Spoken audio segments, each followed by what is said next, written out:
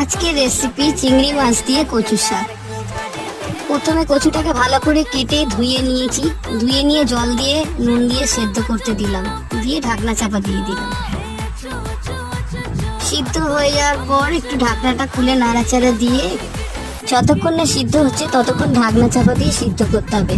সিদ্ধ হয়ে যাওয়ার পরে একটা ঝুড়িতে জলটা ঝরিয়ে নিতে হবে ভালো করে। তারপর কড়াইতে সর্ষের তেল দিয়ে তার মধ্যে সাদা জিরে, তেজপাতা, শুকনো লঙ্কা ফোড়ন দিয়ে তার মধ্যে চিংড়ি মাছগুলো দিয়ে দিলাম। চিংড়ি মাছগুলো দেওয়ার পর হালকা ভেজে নিলাম। মধ্যে দিলাম লঙ্কার গুঁড়ো, হলুদ গুঁড়ো, তারপর সামান্য জল দিয়ে নাড়িয়ে নিলাম। তার মধ্যে দিয়ে দিলাম কাঁচা লঙ্কা এবং সিদ্ধ করা কচু শাক। একটুখানি নাড়িয়ে পরিমাণ মতো নুন চিনি দিয়ে যতক্ষণ না শুকনো হচ্ছে ততক্ষণ নাড়িয়ে নিয়ে তুলে নেবো। আমার হয়ে গেল রেডি কচু শাক। ভিডিওটা কেমন লাগলো কমেন্টে জানাবেন এবং অবশ্যই লাইক, শেয়ার এন্ড সাবস্ক্রাইব করবেন। ধন্যবাদ।